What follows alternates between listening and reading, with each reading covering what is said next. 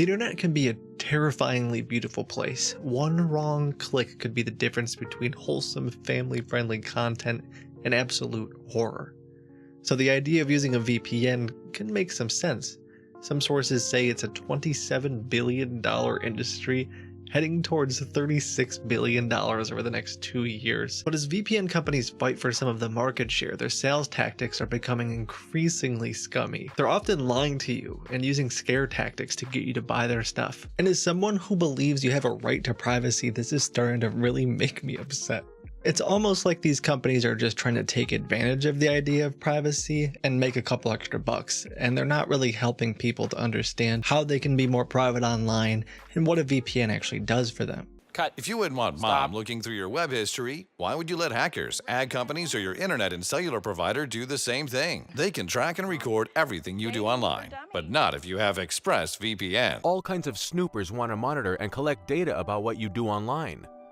NordVPN shields you from them, so you can browse in ultimate privacy. Nope, that's not true. If you look at the top VPNs, you'll notice they all make these fake claims about 100% privacy and security, browsing anonymously online, being able to surf the web without a trace, the one-click solution to all of your privacy needs.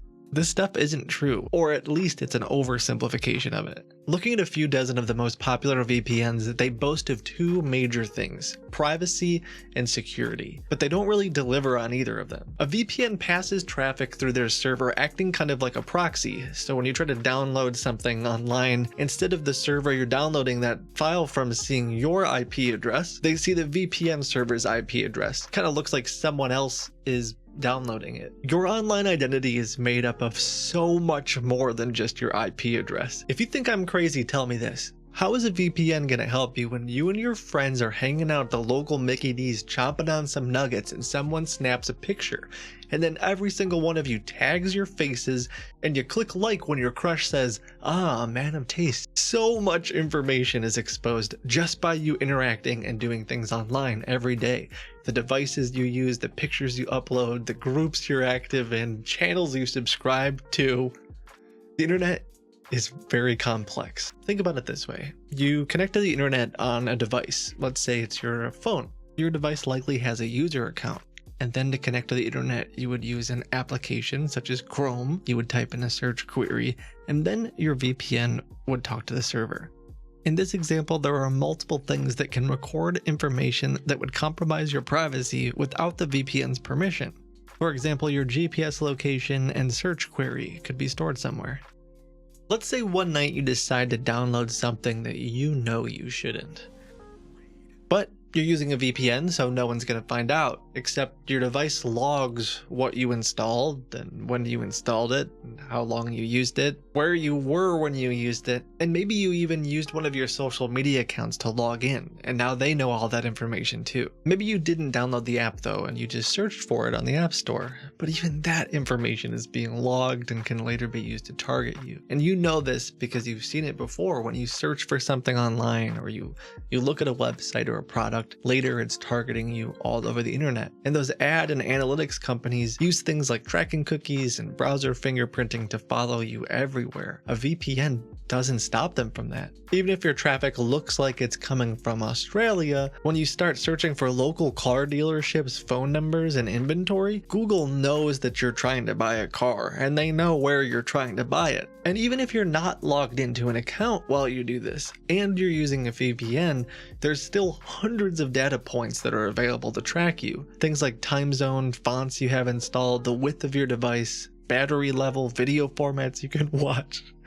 Even how you render graphics can all be used to uniquely identify you and associate you to user accounts and information companies already know about you. Apart from using something like Amazon or Gmail, your data is sold all the time, sometimes even by the government. All of that information, your address, your name, phone number, birth date, gets indexed and cross-referenced online. So if you've been using the same email or username for years, a VPN can't stop someone from associating the dozen other websites that you made accounts on over the years. If you're not familiar with this, I highly recommend you check out haveibeenpwned.com. Poor Bob at AOL has been involved in hundreds of data breaches.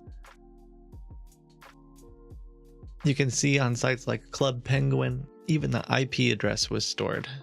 So if you're using the same email or password, it's not very hard to connect this stuff together, which is super important to understand because a VPN will not do anything to erase all of the information that you freely gave away. So think about all of the accounts you've made. Did you use the same email address? Did you use the same phone number? All of them have location history. They might know your address, your name, your purchasing habits, your credit card information. And if you keep using those accounts after you use a VPN, that doesn't provide any layer of anonymity at all. Imagine using a VPN to make it look like you're in Alaska, but you keep shipping all of your Amazon orders to the house that you've had for the past 10 years. And Google still sees all of those orders in your Gmail account, and they know it's showing up Saturday, and social media obviously knows when you started using it because you took a picture of it and posted it. So what did you just accomplish in terms of privacy? Nothing. Or let's say your Gmail account was associated with a small suburban home in Kentucky and suddenly it looks like you're in Germany every day. Google still knows where you live. And it's not very hard to filter out proxies or VPNs. And actually a lot of websites do that. If you're using a VPN to try to connect to something like Netflix, for example, you've probably seen that they'll try to block you. So I probably should bring up that a VPN doesn't help you at all when it's not running, because I know there's people watching this who have turned their VPN off to watch Netflix or something like that. When you do that, all of the applications and internet traffic is now using your real location, and it renders whatever false sense of privacy you had before completely useless. Or let's say you use a VPN on your laptop, but later at work you just have to log into that game or email or whatever website while you're going to the bathroom, and you did that on their Wi-Fi. Now they know that you've been there. So the idea of actually hiding your location, which is one of the main reasons people would use a VPN for privacy, becomes very overwhelming. I mean, you have to always use a VPN forever. And for most people, that's pretty unrealistic. I mean, I have multiple aliases. I pay with cash when I go out in public. My mom doesn't even know the cell phone number that was given to me by my phone provider. I use VoIP numbers, and I don't use the VPN all the time. And people think I'm crazy when it comes to privacy. I suppose that's part of why I wanted to talk about this. A VPN is just one part of the puzzle of being private online. But VPN companies act like it's the only thing that you need. Being private online and being anonymous online, which are two completely different things, require a lot of work and attention and habits to keep up with. A VPN is not a one-click solution, no matter how much the marketing company wants you to think. I suppose I should also talk about logging, because technically when you're using a VPN, that company, that server, knows everything that you're doing, and you're trusting them to keep your information private. There are a handful of VPNs that say they don't log anything. Some of them have even been in lawsuits with the government and have not turned over any logs. But I highly recommend, if you are going to use a VPN, that you stick with a company that you trust, maybe even one outside of the United States, or what they call the 14 Eyes. And if you're really into privacy and security, some of the VPN apps that you put on your phone or your device actually open you up to all kinds of other threats and problems because of the permissions they want you to use on the phone.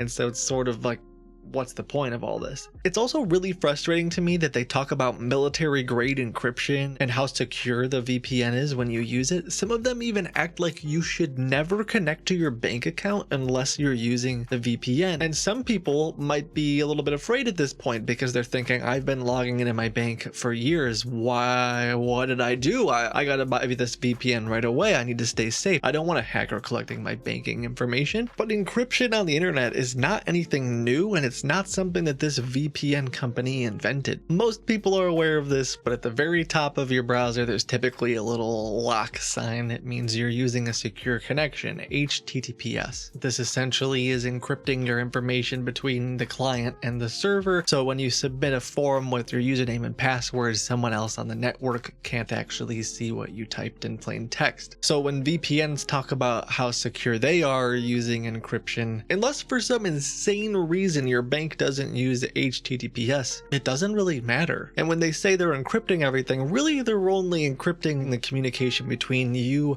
and them, after that, they can't do anything. They can't stop the website that you go on or the services that you're using from using unencrypted data or giving all of your information away. To be fair, in terms of security, in a situation like this, it is possible that an app or device might be communicating insecurely, and a VPN might be able to help encrypt that data. I just think it's ridiculous that the VPN company would want you to think your bank has no security without them.